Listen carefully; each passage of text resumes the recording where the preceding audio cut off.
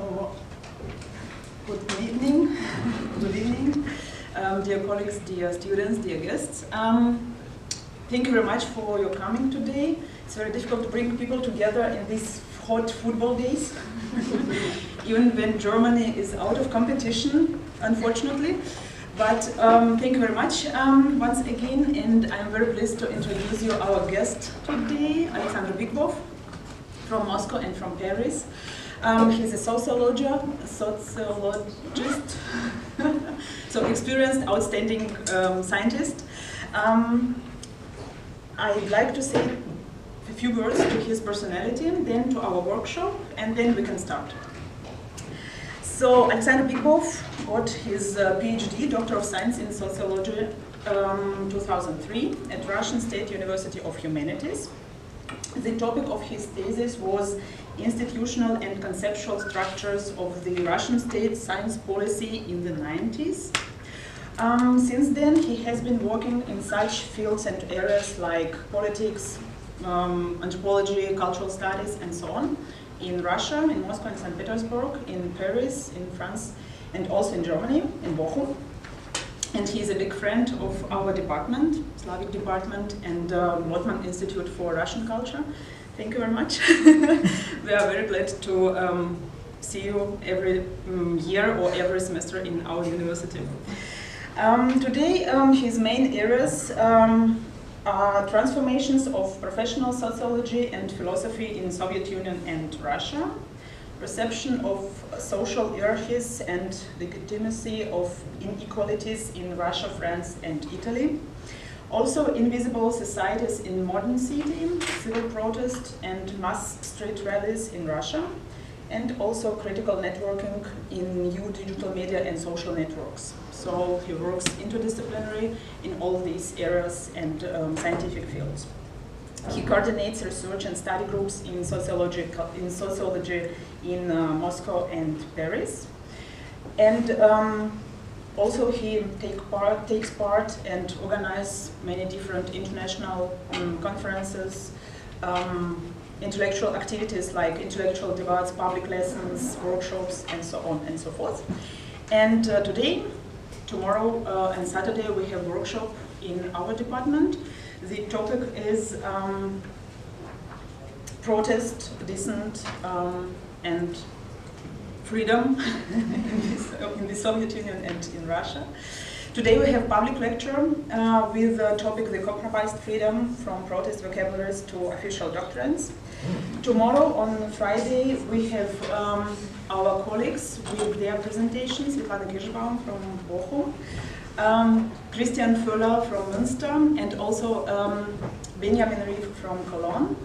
And Saturday we have a methodological workshop with the topic Understanding Protest Actions and Critical Speech in Russia. So you are very welcome to take part in all these 3 days, 3 activities. Today it is here, and all the rest we have in our department. It's GB 8 Sakharov room.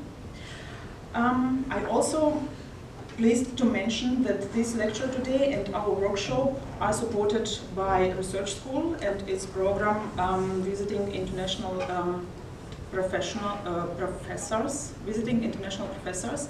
Yeah, so from Ruhr-University, and it's very nice, and we are very thankful for this opportunity. Yeah, thank you very much, and let's begin our lecture.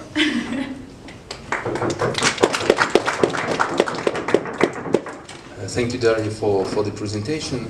Thank you for coming. It's really stimulating every time to present some research papers or some intellectual models here in Bochum. I need to say that sometimes, in some occasions, I had the possibility to start here some new projects, to conceive it here, and then to bring them to Russia or to Paris or to some other intellectual spaces. So today I continue to experiment with intellectual forms and topics.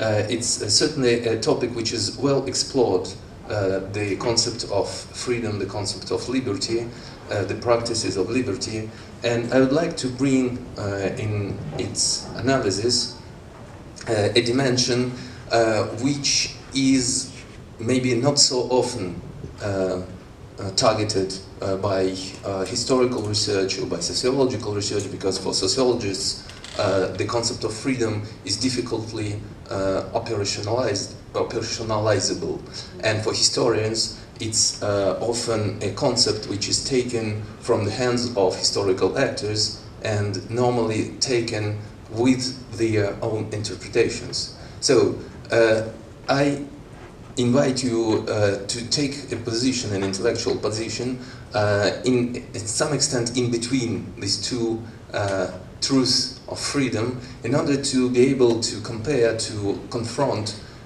models of speaking about freedom, and to put some questions on common ways that we use to analyze, to modelize, and to see historical lens, but also coming from this perspective, our contemporary social life. For sure, the concept of freedom is a critical concept. Hence, it is quite solidly institutionalized in various forms, starting from political institutions and ending with journalistic associations which stand on the defense of freedom of expression. It is it's a multiple concept which is still today based on some doctrinal premises which I may call, which refer to individual liberty. So it's more liberal concept, in spite of the fact that keys to read liberty as concept might be various. So today this heterogeneity, this possibility of different visions of freedom is institutionalized by the work of the mentioned associations, international organizations, mainly in a vision of individual expression, individual autonomy, and creative capacity. From that point of view, we start in quite a long distant moment when freedom, when liberty was forged as a concept inherent, is a concept intrinsic to the opposition, to some contest, to critical account of the existing power. And this is precisely the case of the Soviet dissident movement, which created and refined the concept of freedom in a highly structured opposition to the whole institutional system of the Soviet regime. For the dissidents, starting from the early 70s, freedom was a kind of pure concept of non-possibility, of impossibility to be part of the institutional system. And from that point of view, the concept of freedom remained uncompromised. In many extents, the ethical, or saying it in the words of the era, stylistical or stylistic dissent, stylistic opposition to the Soviet regime was not used, was not presented as a political position. It was in many cases, and in a large extent, in a position of the ethical base, in spite of the fact that it was finally translated into a repertory of actions with which we call today political. Petitions, street rallies and street protests, associations, underground press. So many of practices we call today political were enacted in the late Soviet era by the dissident movements under the label of apolitical, non-political protest activities. And this is what gave the concept of freedom a special purity. It was double excluded from the political field. First, that was a generation of late Soviet intellectuals which was excluded from political decisions, from decision-making, and thus the milieu, the environment of dissident movement, highly intellectual, quite prepared to take part in political process, was structured by this first exclusion from the extraction of, but it was structured by the extraction from the political process. And then it was doubly structured by the self-extraction from the vision, from the subjective vision of the actions, the opponent activities they were holding from the political definition. It was only ethical, it was only stylistic, it was not political in most cases by the self-definition.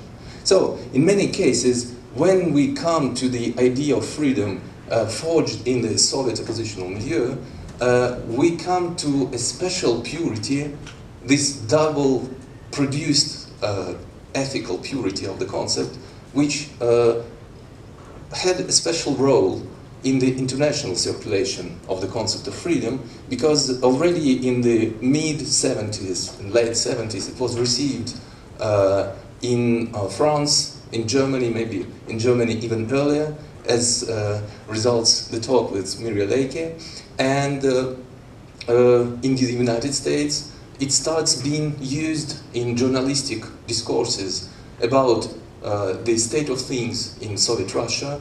It was also used by activist movements in order to add some meaning to the fight for freedom in the local situations. For example, the French intellectual milieu was quite actively using the idea of Soviet oppression and of dissident freedom in order to refine, in order to confirm the point of intellectual and political autonomy of the French intellectual milieu. So the Soviet dissident concept of freedom, with its specific ethical purity, is one of the bases of international concept of liberal freedom of expression, first of all, that we use today, that we accepted, that we interiorized during the whole decades of its existence. And from that point of view, for sure, some further uses of this concept, used especially by these institutions who keep the gates of the freedom, is quite obvious. For example, Reporters Without Frontiers use it in the constructions like, without freedom of information there is no counterpower. It's for sure it's not at all the Soviet dissident concept of freedom, because counterpower was not discussed and was not thematized by the dissident movement. Still applied to some quite well-known topics, we may see that it works in a continuity with much more well-known and established Soviet experiences, like this one of the first manifestations in the defense of freedom after Soviet tanks entered Prague.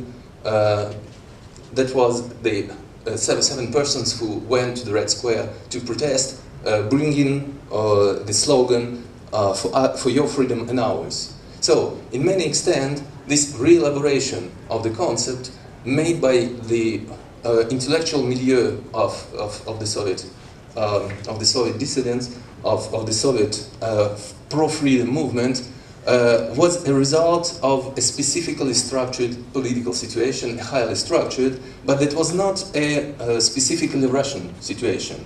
We may find that the same or similar structuring of the concept of freedom comes in similarly structured social and political situations in Eastern Europe, but also, for example, in Africa or in Latin America, while the anti-colonialist movements, or once again in the United States, within the anti-segregationist movement, where the concept of freedom, with its clear opposition between the persecuted population and the white persecutors, was temporarily used in quite similar way to the way Soviet dissidents introduced it, notwithstanding social issues, racial issues, but speaking mostly on possibility of individual expression.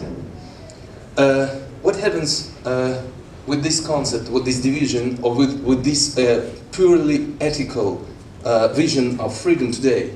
I would argue that it didn't disappear with the disappearance of the Soviet Union, so with the structured situation when the intellectual milieu was excluded from political decision making. And if we look deeper into international press, we will discover quite easily that the agency of protest movements is often recognized and considered by international observers in form of presentation of individual hero, lonely hero, which faces the whole system, institutional system of the oppressive Russian regime. And this is one of the illustrations which I propose you to see the way to speak about Alexei Navalny, but it considers also Pussy Riot, it considers also several important cases which give an idea of Russian civic society agency. The agency is only possible in many extents when there is no collective agent, but if there is an individual who launches the freedom call in face of the whole oppressive machine. And as you see, this is a man who is so strong, so dangerous, so free, that the usual Kremlin tools just cannot work against him. So this is, in some extent, the model of speaking about the whole variety of protest movements and civil society agencies reduced to personal and, in this way, liberal reading of the concept of political freedom. What happens if we try to put this case or this ethical purity under question? I would say that there are some conceptual tools which are well known, and especially when we speak about some other concepts which were elaborated already in the 70s by people, by intellectuals who were participating both in activist movements and in highly intellectual activity, and who were not, in many extents, involved in the situation of this ethical exclusion and self-exclusion from the political decision-making. And one of the intellectuals I speak about is certainly Michel Foucault, who formulated already in the 70s a kind of reversed argument about another powerful and meaningful concept, which is the concept of truth. In the situation when Foucault was finding himself in the 70s, in the field of very dense, of very diversified political movements, mostly coming from the left and far left, dominated by Communist Party, but not reduced to the communist and pro-Soviet visions of social structure and possible future. The concept of truth was in many cases, in many contexts, linked in the same way as the concept of freedom we speak about to the individual capacities, to the capacity of individual to stay autonomous, to speak for the others, and to be able to arrive to some singular possibility to discover the meaning of the world, of the real things. So the truth was, in the common sense, which Foucault attacked, a singularity structurally homologous to the ethical singularity of the concept of freedom or liberty formulated by Soviet dissidents. And what Foucault proposed? He proposed to analyze historical contexts where the truth was not in opposition to power, was not delivered from power, was not purified from power, but the situations where the power was in quite a harsh need of truth in order to be reproduced. And Foucault gives quite a long list of such historical contexts, starting from confession, going through schools, political and scientific institutions, and up to a punitive system where the truth becomes an instrument of making power, without which power cannot be reproduced, but also it is a result of power relations when the whole institutional system, the circulating of power exchanges, produces some form of knowledge, which is the knowledge about the world. So, for sure, the Foucauldian concept could not be directly applied to a large extent of situations, including, for example, the incarcerations or the punitive psychiatry in the Soviet Union, and he was quite conscious about that. He was saying that explicitly, that different regimes of power produce different regimes of truth.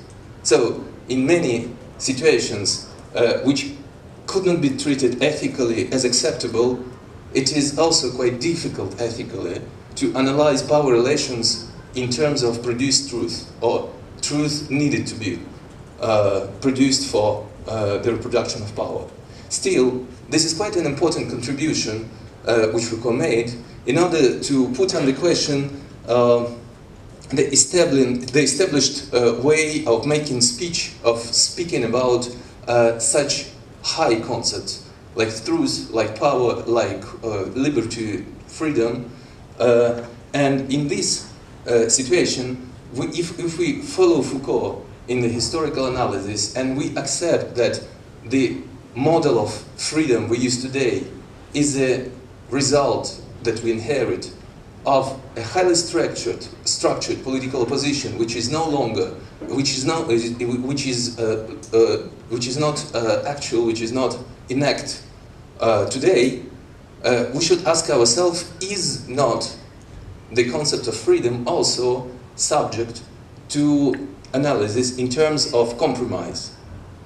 And this is what I would argue today, that we should look closer to the Russian political and social situation established during the latest 20 or 30 years, in order to admit that today, in many social contexts, the intellectual milieu, which was the milieu bringing the concept of freedom as ethically pure exclusion from power processes, from power exchanges, doesn't exist anymore. The Russian political and social situation, in many cases, as well as German situation, as well as French or American situation, is a situation of differently configured social and political compromise, where oppositional milieus, where activists, where press participate quite actively in the construction of power institutions. And I don't mean exclusively those institutions which were considered as repressive ones in the Soviet era, like police or like psychiatric institutions. But if we look closer to these cases, we may also find out that, for example, some journalists from the liberal newspapers today in Russia may contribute to police inquiries in order to facilitate resolving of some cases. It's not impossible, it's not inconceivable.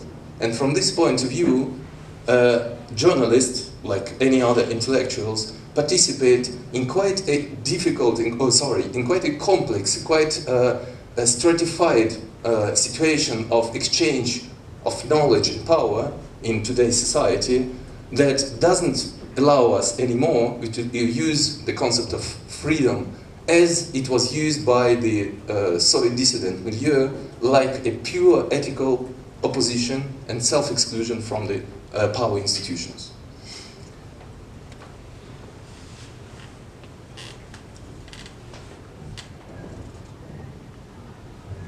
Maybe one more remark about the whole historical possibility of using a different, a more complex concept of freedom as having a Foucauldian concept, Foucauldian approach as a point of departure.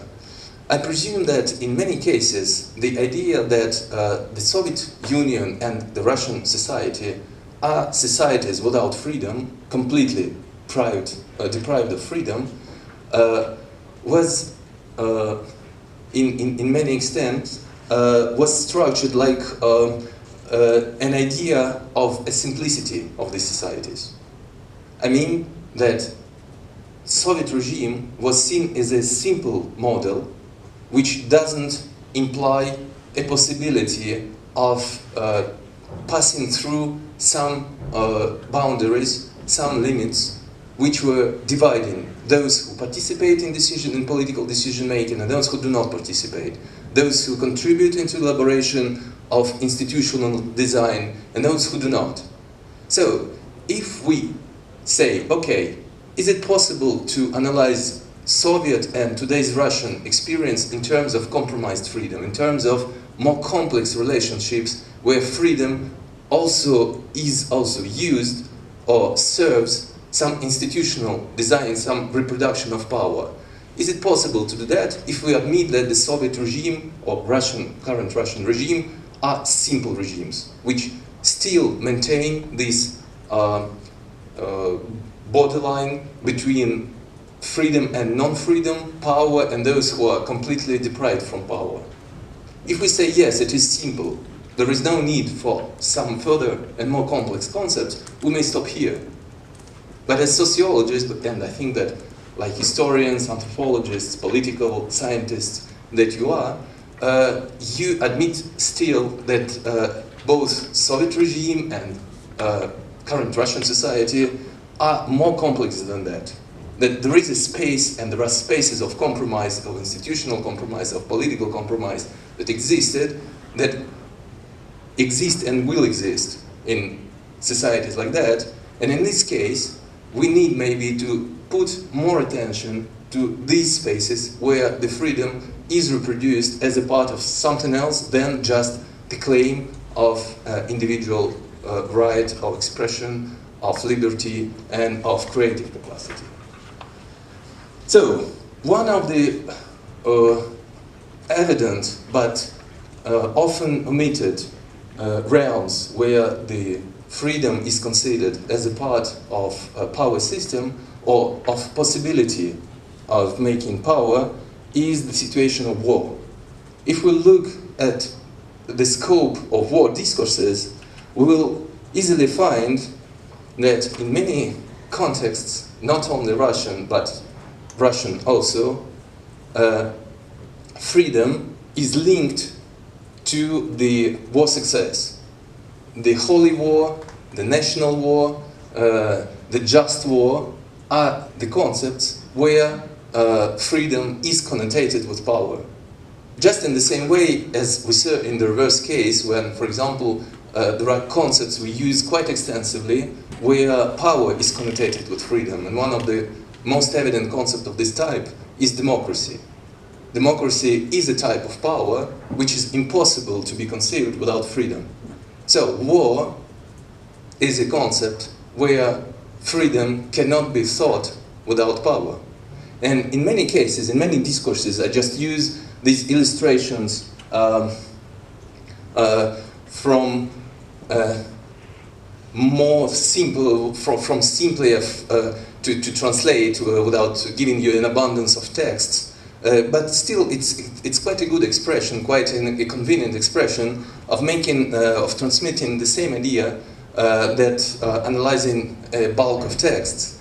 And in this case, the idea that going for freedom is something which may give going for war is something which may give the way to freedom.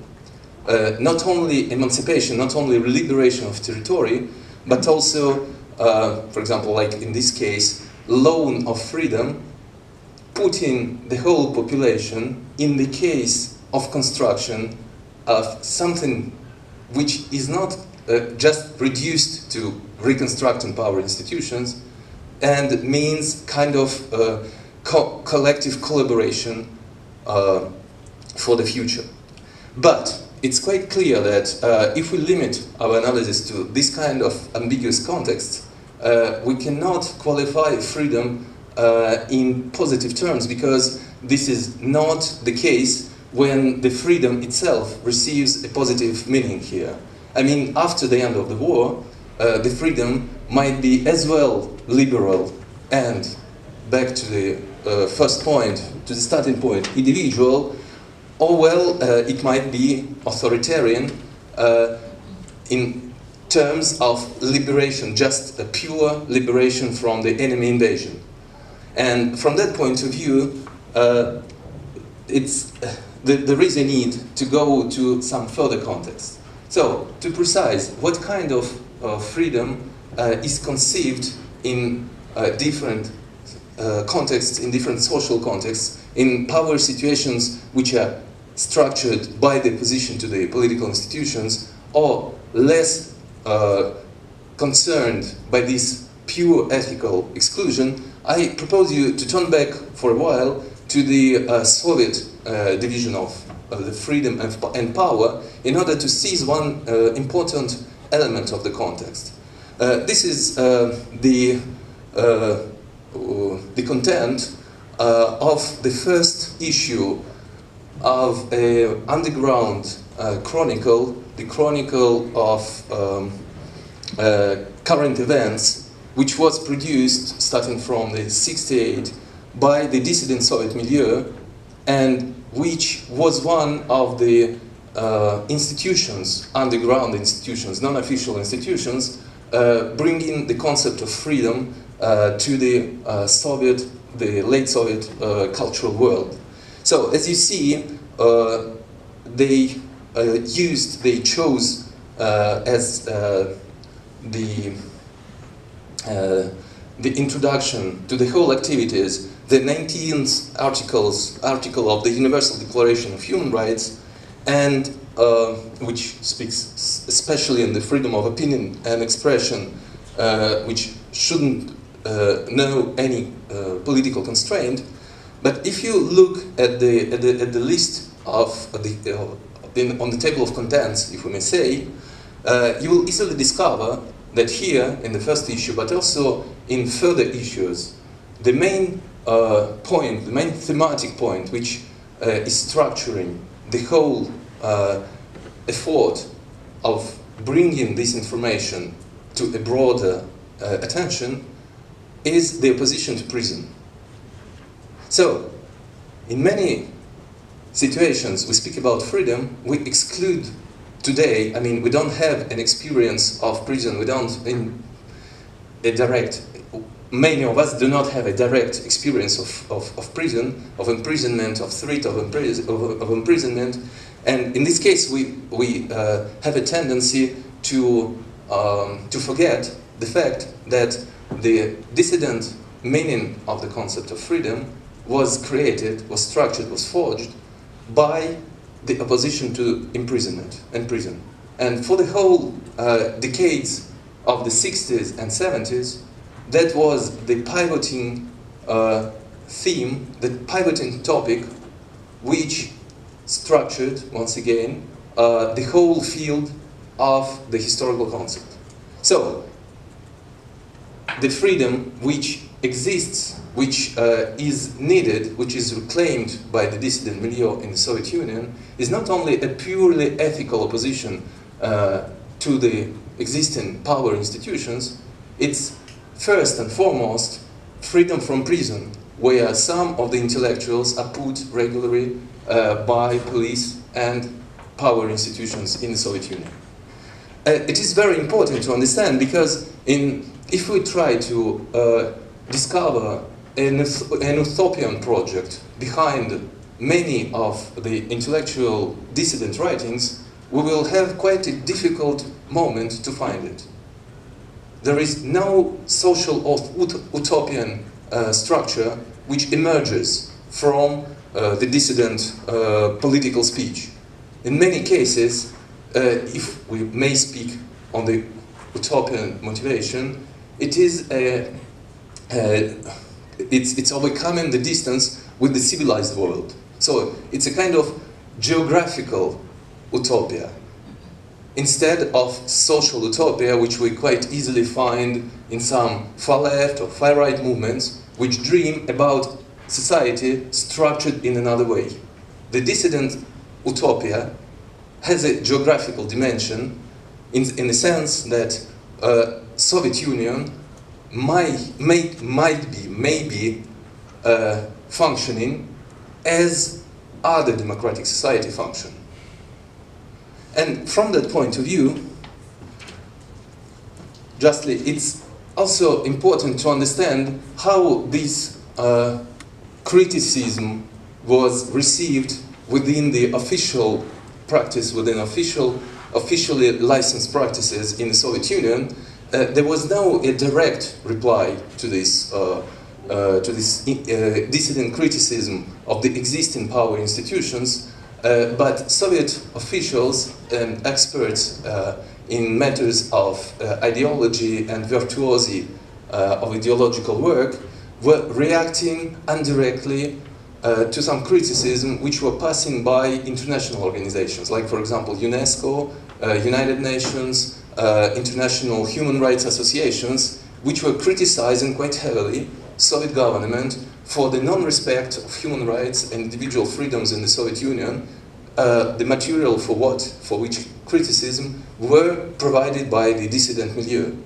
So, in order to reply to that, the Soviet propaganda, the Soviet virtuosi, may give us an idea, a vague idea of something happening also today in some other societies, but also in Russia itself.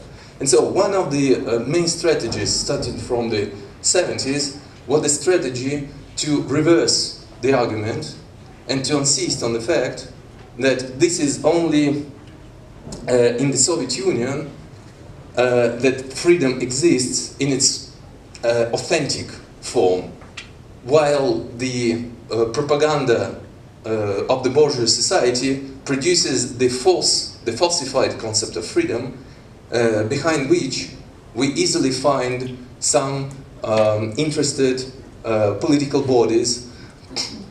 And this is, for example, an affiche from the mid-70s made by famous caricaturist Kukrynikse, which depict the Radio Liberty and other American and European radio stations emitting their waves to the territory of the Soviet Union to confirm the idea that they do not exercise this in the sake of freedom, but following some command of the political masters. And the following of this rich idea we find further in the Russian history up to today, when some far-right essayists insist on the fact that the liberalism is the enemy of freedom because it is commanded, it is created by Atlantist, by American political bodies. But all that, including these reversions of the concept of freedom and inheritance of the Soviet ideological work in today's Russian situation, brings us to a more important consideration. So, if we ask ourselves if still there are other concepts of freedom, not only those who reply with counter-criticism to the criticism of the liberal concept, of the liberal model of freedom, or based on liberal model of freedom, against Russian authorities, are there some other models of making the concept of freedom which do not coincide, which are not equal to the liberal or libertarian model of freedom, and which could not just be a part of this opposition between the intellectual expression and imprisonment. So I would state that yes, that in the Soviet Union the official doctrines included not only the counter-criticism about the individual concept of freedom, the individually read concept of freedom, but also a vision, and quite elaborated vision, of collective freedom, which, on the opposite to the intellectual autonomy and capacity of expression, I would call material freedom.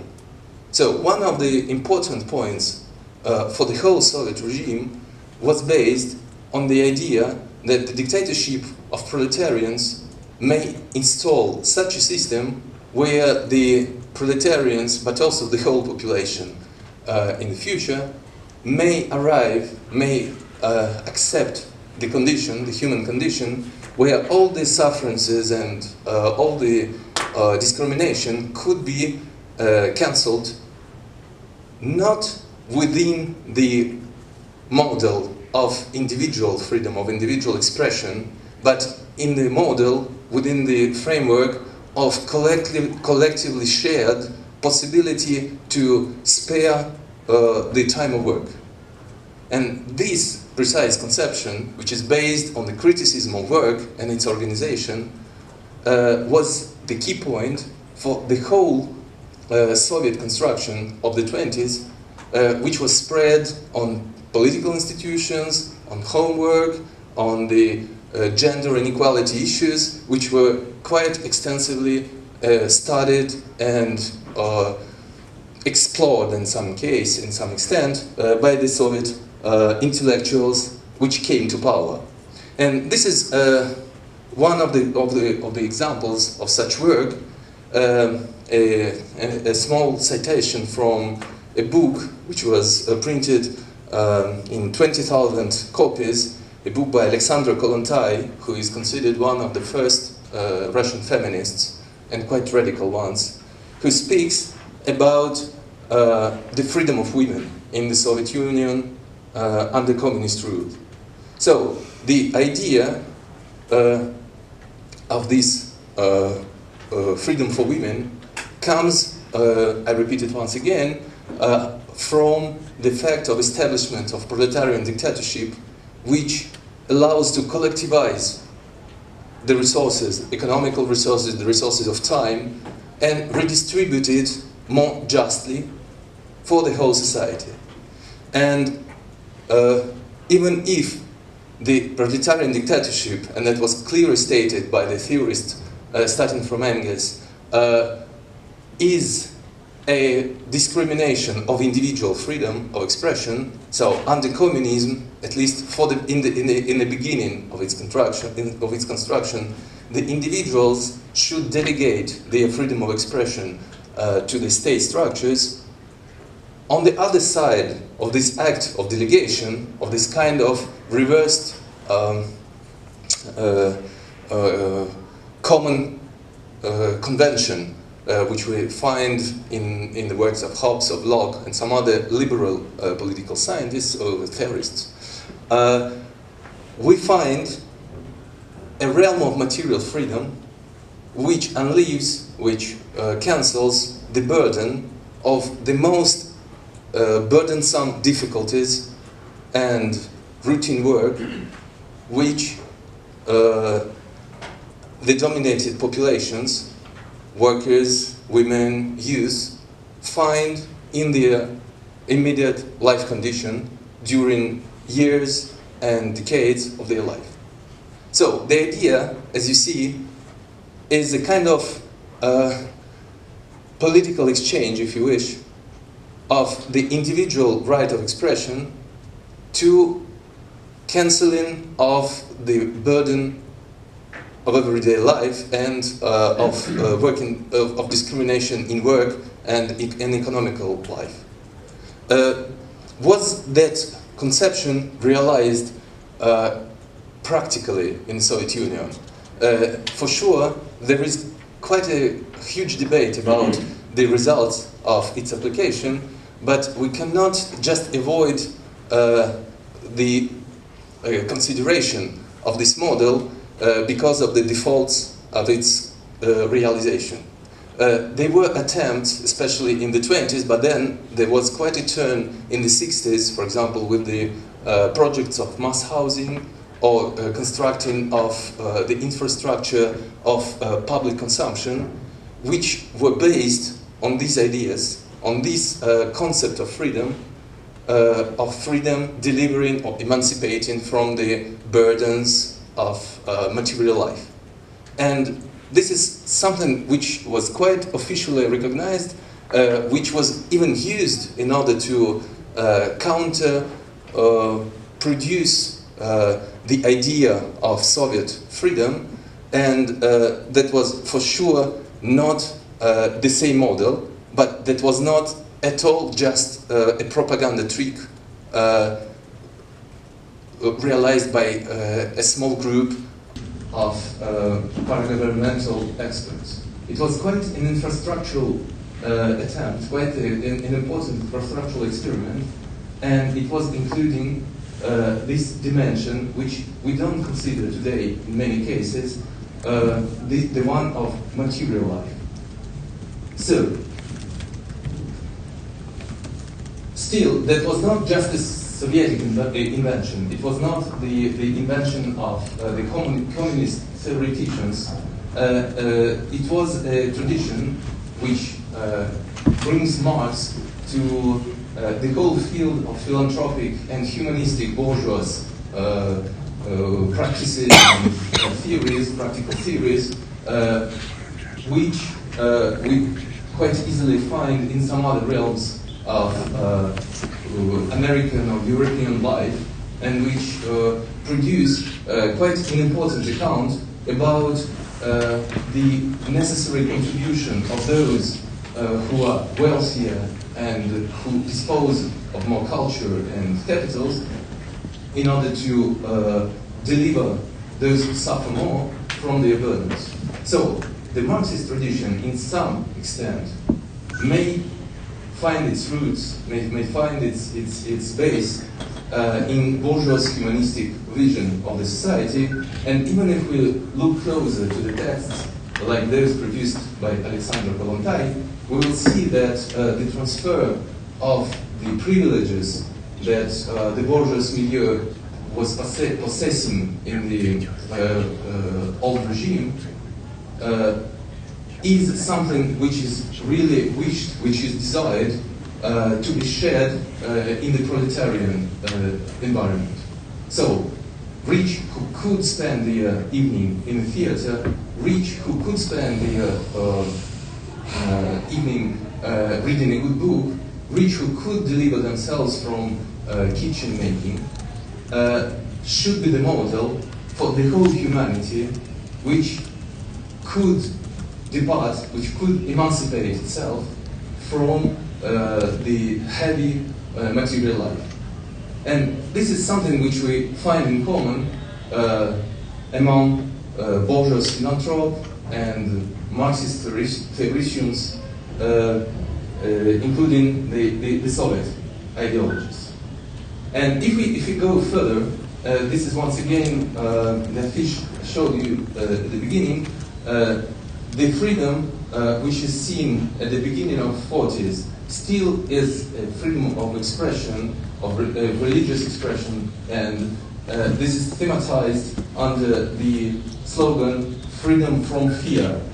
In the national case, this kind of idea of freedom passing through material life and cancelling its most important burdens is adopted by some international organizations. As you see here, freedom from fear is already seen not as a freedom of expression, not freedom of conviction, but mostly the freedom of material life, the freedom of having family, so in many extent, the freedom of social condition from the most burdensome and risky threats to the social structure and the life of the population. So, in some extent, we find this concept of freedom, of philanthropic freedom, of Marxist freedom, of solid, in some extent, material freedom, coming back to the international agenda through international associations, through intergovernmental structures, where the Soviet Union also participates as a full member.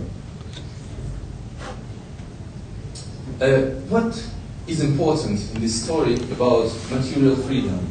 I would say that we should consider not only this revolutionary aspect of material emancipation, we should also take into consideration the space of the phenomenon against which the whole Marxist ideas and then the Soviet ideological and political construction was oriented.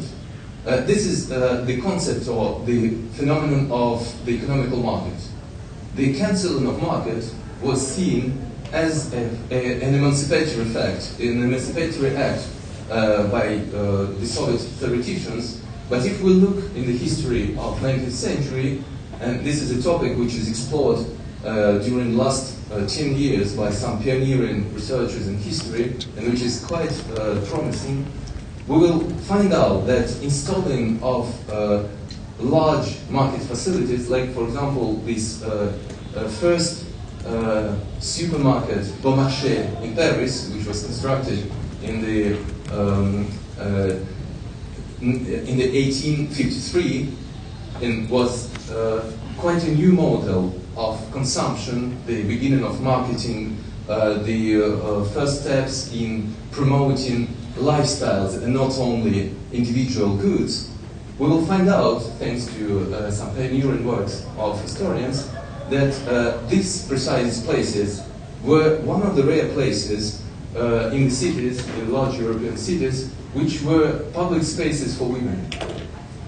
Just because the construction of the whole consumer structure of these places was oriented to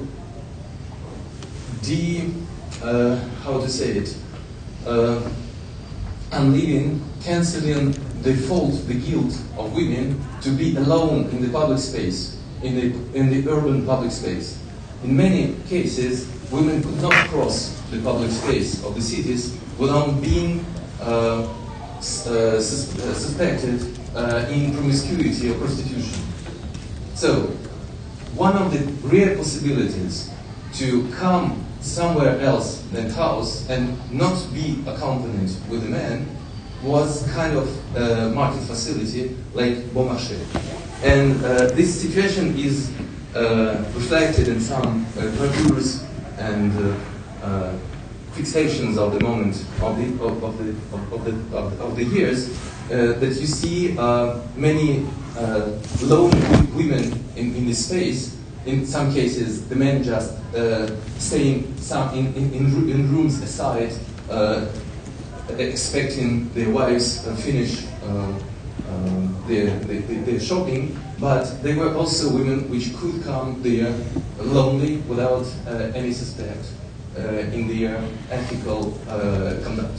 So this is an important point that finally, if we look to the history of market freedom or consumerist freedom from the not really Marxist point of view, but from the point of view which shares with Marxism the concept of emancipation, the possibility to see the emancipatory force of redistributed material structures, we find this not only on the side of production, which was key, which was the most important for the Soviet theoreticians, but we find it also on the side of consumption, which was important, not less important, for some, when we say bourgeois theoreticians of the emancipatory movement.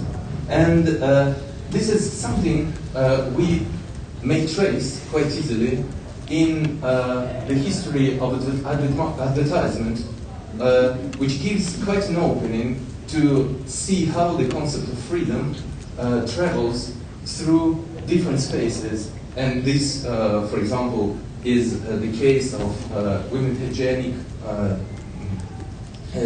of different marks, where the concept of freedom evolves, letting think that women that normally suffer in the urban space, here this is quite an explicit, as you see, quite an explicit reference to the street of a large city, may liberate themselves progressively from different burdens thanks to the new products, more perfect products, technological products, which are closely integrated into the infrastructure of the economical market. And the evolution of this kind of message, linking freedom to individual female body, but also to the perfection of particular mark or market good, is quite impressive. we see that the liberation of women comes on the way of the larger amplified possibility of movement, proliferating of spaces where women may present themselves not only in the streets of large cities but also in the plage, in the beach, also beside the car, etc., up to expanding of this commercially organized and commercially structured freedom, which is by any way compromised by the market implications and interests of producers of these goods, to other groups, social groups, which find themselves also in a kind of discriminated situation. Not discriminated directly, not like in the situation of oppressed freedom of speech, but structurally discriminated situation if we speak in terms of masculine domination, but also in terms of domination of elders on youngers. So part of the advertisement which transmits the message of freedom, starting from the 70s, targets more and more this amplified movement of youngers. For example, this is the publicity and advertisement of the night of advertisement eaters, who may stay the whole night in the cinema looking an endless sequence of advertisement spots, like an expression of freedom, not for everyone, but especially, I mean, there is no restraint, there is no constraint, but still, it is mainly addressed to the younger generations. The same for some well-known marks and goods, sporting goods, drinks, etc., which do not reflect only the structural situation of expanding market sectors to the new consumer groups, but also the idea that the concept of freedom could be well used and could grasp well those categories of consumers who suffer, or who could or might suffer from structural discrimination. So we find quite easily the concept of freedom in these advertisement messages that are addressed to young, to women, to some groups which were or which are discriminated by structural effects. And what is quite interesting in this kind of message of freedom from thirst, in the case of Sprite, which is also international and quite widespread in variety of form, is an illustration of how the freedom, the compromised freedom of commercial, marketed good is linked to the obedience. I mean, this is the advertisement of the same mark of the good, but it promotes not freedom, but the obedience to the thirst. I mean, this ambiguity is quite revealing in order to understand better the compromised character of this concept, which works in some extent, not only in advertisement, but in many other contexts, when the concept is introduced in the context of commercial consumption of the market force. So as you see, this is, for example, another example of advertisement for youngsters. How long are you ready to go, or how far are you ready to go in order to be free? And this is the world of virtual gaming. And evidently some interplay and sarcastic work with this marketed concept of freedom, which is brought by critical artists. So, is it only freedom which is destined to mildly discriminated categories? Not at all, and we find already in the 70s and late 70s the shift or the transfer of this concept of freedom coming from marketing power, and the success, the technological success of some formulas, of some marketing formulas, from these discriminated groups to well-established white men, wealthy, cultivated, successful, who accept the freedom already not as an emancipatory sign, an invitation to emancipate themselves, but as an expression of their social position. And we find quite easily types of messages which, I repeat it once more, the advertising in this case is just a convenient material to demonstrate some trends which are elaborated in a more detailed way in discursive practices, in theories, and in a longer developed speech practice. So, take back your freedom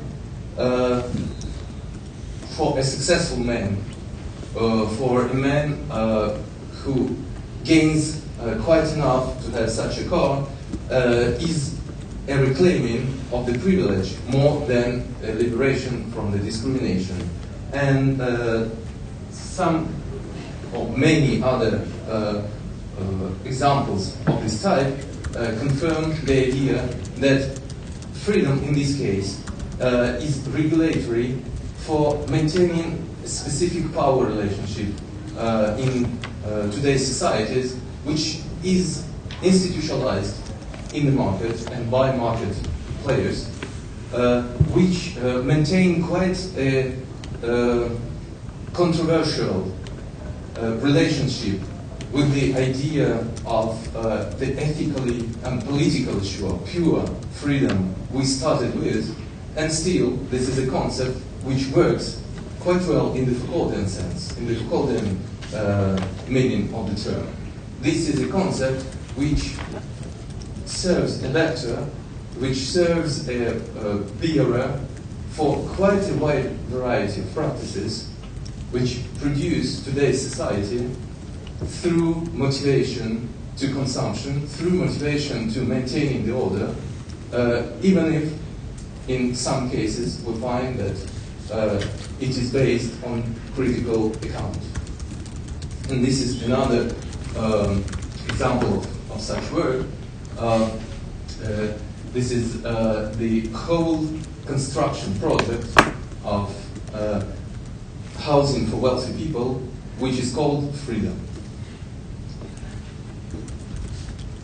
For sure, if we speak about the possibility to counterpart, to contest these meanings of freedom, we may turn back to some criticism coming to different models of freedom from not only from the left, as it was in the case of the Marxist-oriented Soviet theoreticians and practitioners in the Soviet era, but also, for example, the counter-practices of Nazi Germany and of far-right movement, which are less well known, and which try to put the concept of freedom from something, in this case from Bolshevism, in terms of international conspiracy, which is once again quite recognizable today if we look at some Russian, American, German practices of far-right movements. I mean, some figures of the counter-criticism in the name of freedom remain the same. But this is another example coming from France, from the same era, the 30s.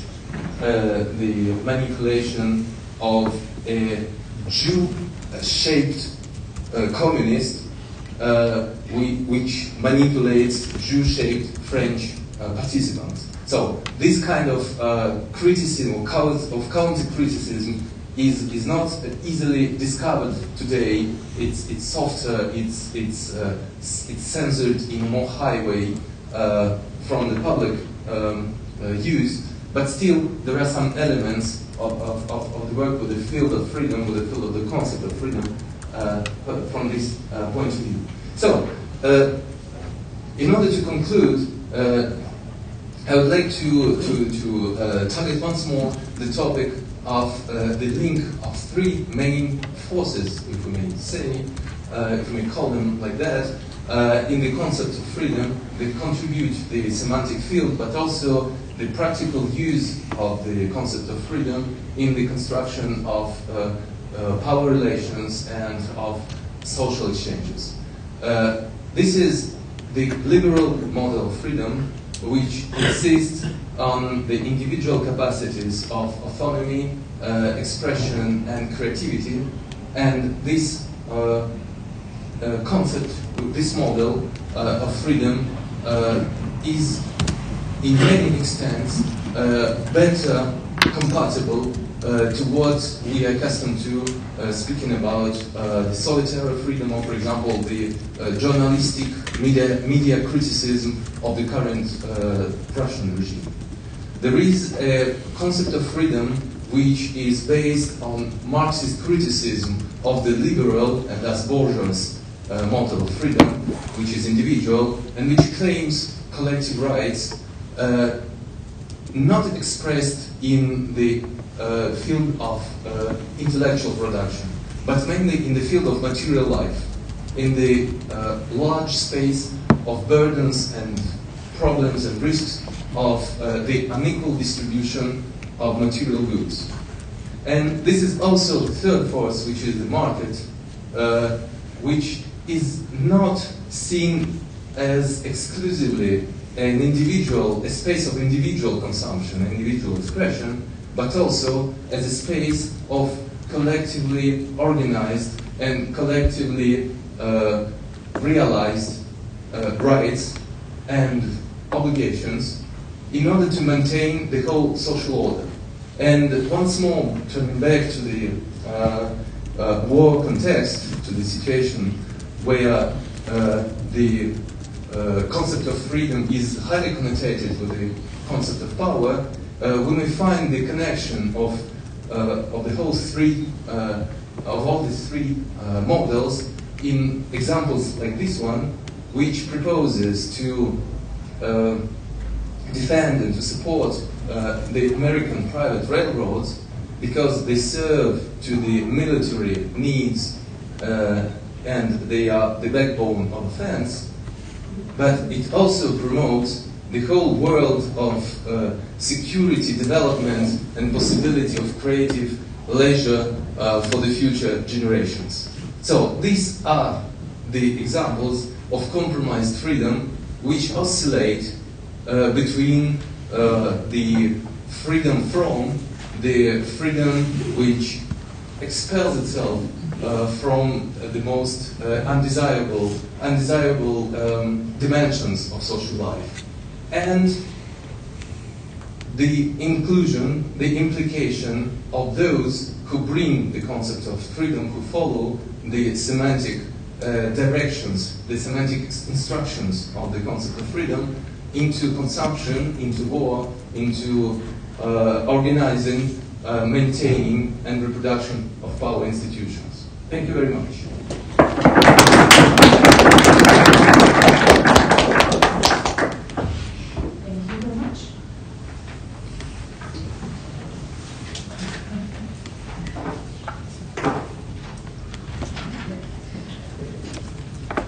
So if you still have any questions, everything what compromised freedom means, you're welcome. Your questions or comments to this topic.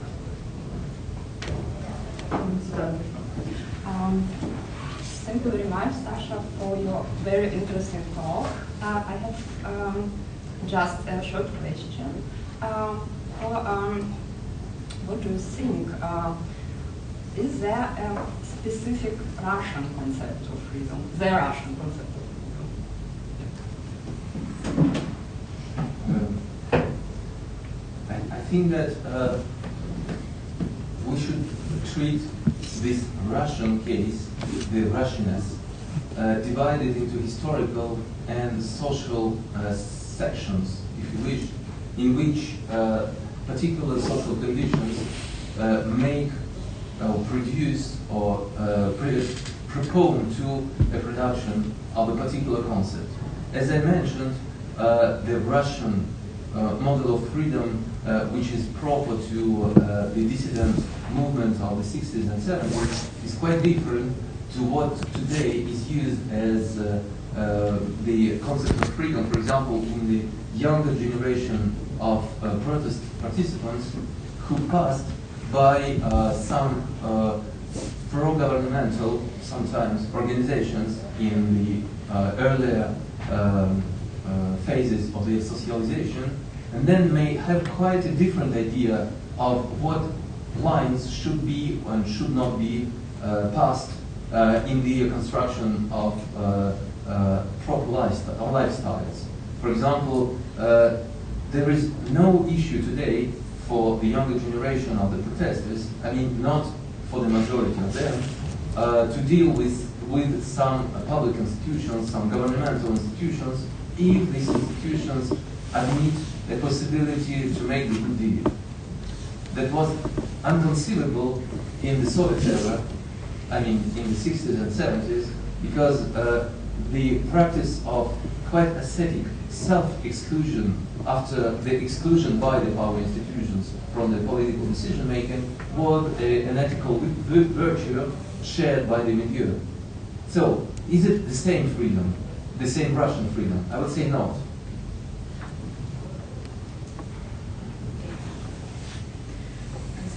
Maybe directed to that, well, you're looking on that issue from the point of view of the dissidents and protesters, but well, at least theoretically you can ask, well, maybe it's because of that institutions are becoming different. Maybe it wasn't possible to cooperate with Soviet institutions, whereas it is possible to do it with the current Russian ones.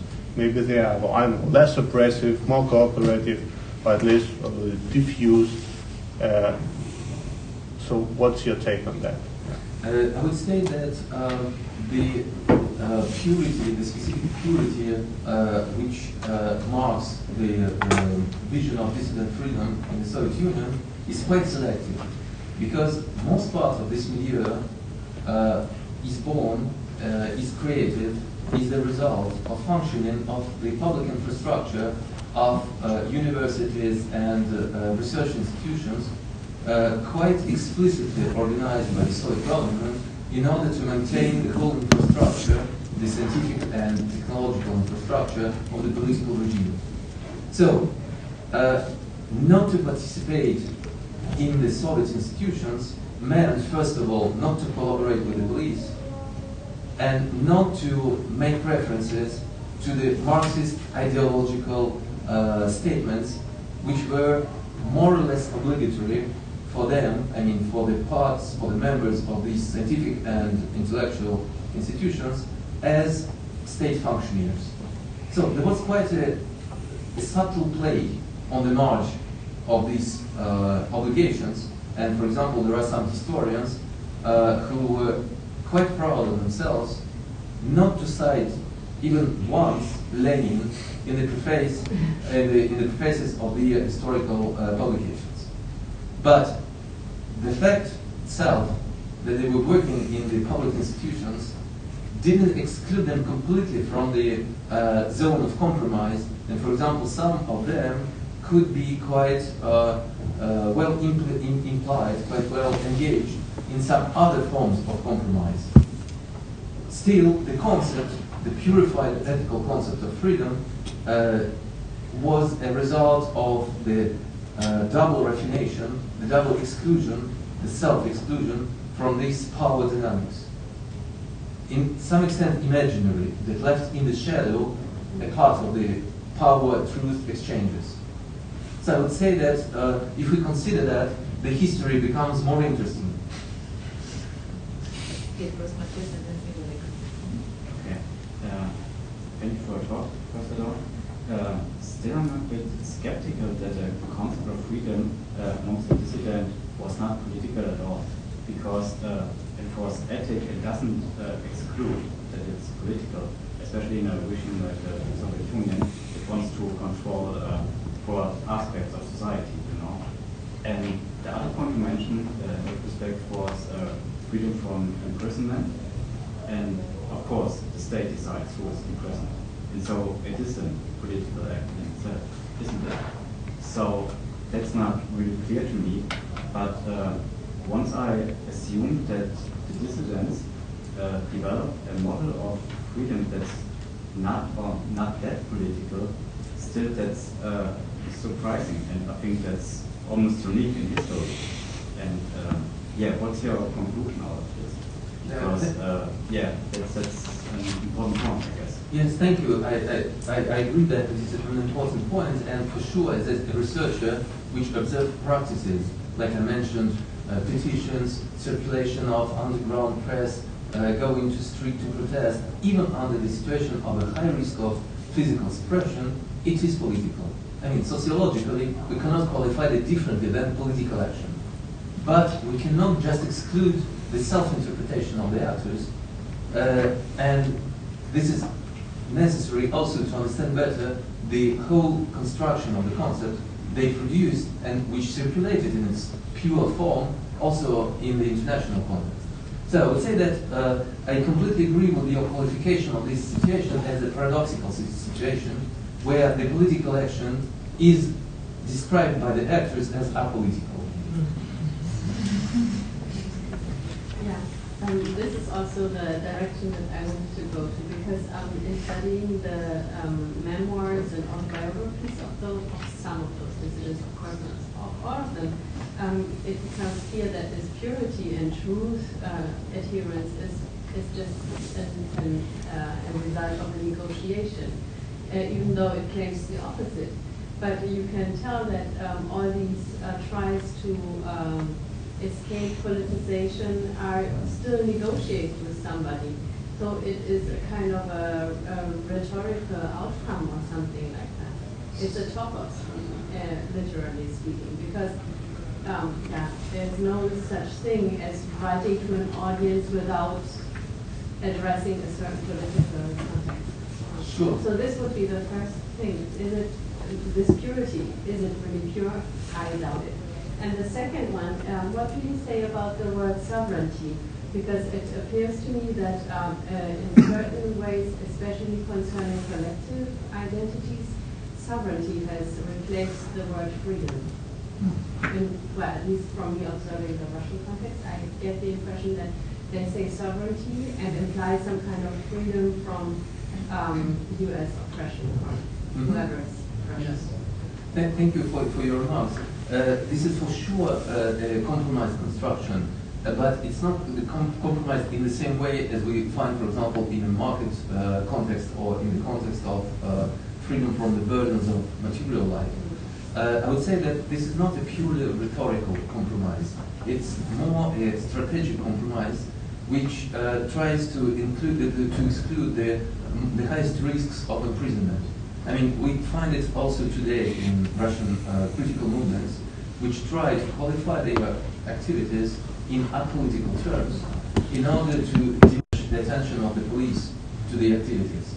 So, in a certain extent, this is a result of a double or triple work of self-censorship and refinement, symbolic refinement, which tries to replace with a higher, with a stronger concept of pure freedom, of ethical and only ethical freedom, quite a variety of strategic situations and possibilities and impossibilities which realms the moving front line between the possibility of action and the risk of imprisonment.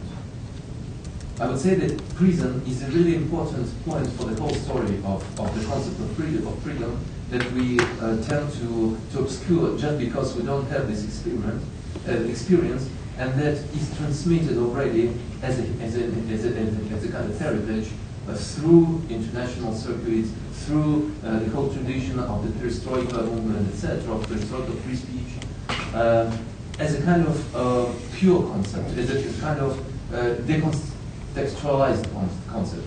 But if we go deeper in the 70s and even 80s, prison is always there. So it's strategic and not purely rhetoric move. And as for sovereignty, I agree. This is quite an amazing shift from the 90s, and in many extent, this is not this is a coincidence, but it's good coincidence. This is a kind of move to the wartime construction, even if war violence is not explicitly mentioned in these discourses about freedom, but still, this is for sure the implied concept, the implied meaning of the sovereignty is the war on the geopolitical scale. So it's true that in this case, it's a kind of war freedom. We free ourselves from the external invasion, but it's not. It's mostly used and mostly constructed by the governmental experts and virtuosi of propaganda. This is not, for our fortune, the only meaning of freedom which is used on the Russian territory. Any more questions? Yeah. So in your talk, you focused very much on the concept of, well, say, free time, yes, or leisure time, how it is organized. And I have a kind of question on comprehension. Do I understand right that in Soviet time, and this is kind of, well, particular Soviet or Russian kind of freedom, this leisure time was granted, but it was still structured. So this free time was not completely free. If you think on this quotation by Kolontaisov, which she's saying about what women should do in their free time, and it's not like, I don't know, daydreaming or getting drunk or stuff like that. It's about, well, political rallies and stuff like that. Something you would not be expected, a kind of leisure activity. So is it correct that, at least in Soviet time, the freedom during the leisure time was a kind of unwanted side effect, which was not, well, an intended product? Thank you. It's a really good question. And it's quite a topic. And just now I start working about the huge question of managing the collective time in the Soviet era and the intellectual elaboration of the models of this management. So I would say that the concept of the 20s, when Kollontai invites to imagine bourgeois lifestyle as a possibility, a universal possibility for the whole population, starting from proletariat, this is for sure one of the concepts which quite coincides, which is quite close to the Foucauldian concept of biopower, in terms of possibility to organize the life of the population in such a way that not only production time but also leisure time serves to the good means. What happens in the 60s when an important and extensive work comes back to the question of the free time, it's already shifted from individual and physiological, in some extent, life, the life of individual bodies, to the organization of the whole infrastructure of the culturally structured leisure. So one of the main questions which is important for the governmental experts is how many cinemas are constructed, how many libraries are offering places for readers, etc. So it's in any way structured leisure. But if you wish to find something which is opposed to this presumably Soviet vision of things in the European tradition, you won't find that. Free, spare, uncontrolled freedom, free time, is always considered in the governmental discourse, in the governmental view, is as something riskus. So you never need, you need never leave people to abandon themselves to some strange activities. Right, for example, because it brings immediately to counterconducts, to protest movements, to destruction of public structures, etc. So the free time, as far as it comes to governmental action, is always structured. And what we should know about that is the difference between the model of structuring in different cases, different periods, and different societies.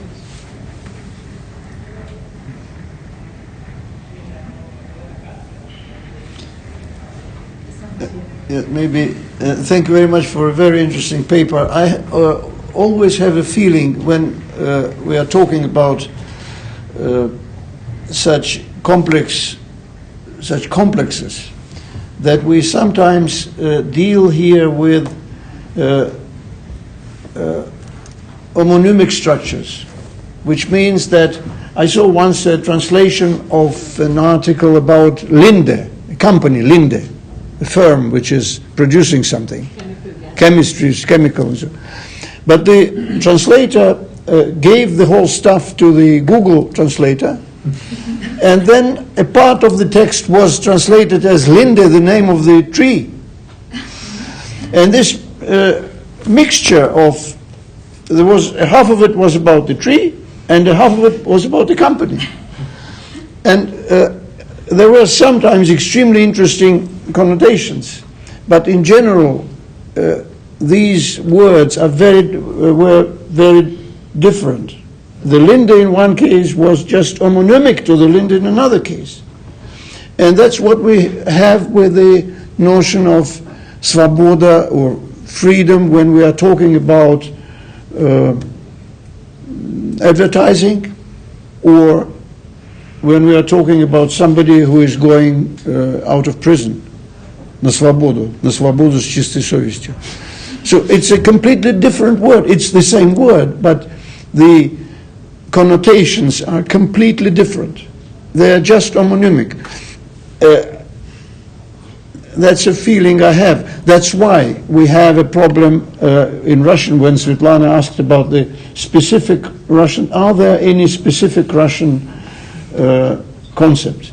In the Soviet times, we got this concept, which is now again coming into power. That is this idiotic concept of the inner freedom. So it doesn't matter that we live under the ideological pressure, that anybody can force us to do anything, and we are not free. We are absolutely unfree. And then there is this small Teufelchen, this devil, is jumping out of us and says, no, we have our inner freedom. It's so sweet to have this inner freedom. And again, this is a sort of a game with homonyms. It's not a concept, it's a game with homonyms. And what do you think about it? Let's agree with you that in this assertion that there is no connection between different semantic contexts or meanings of the concept between these differently structured social situations. First of all, because as we know from the conceptual history, I mean this elaboration started by Kozelik and his colleagues, the concept, any concept which has a historical value and meaning, extends its context, extends its play in so many possible variations that some of them are seemingly incompatible. So this is something which we know already from the very beginning.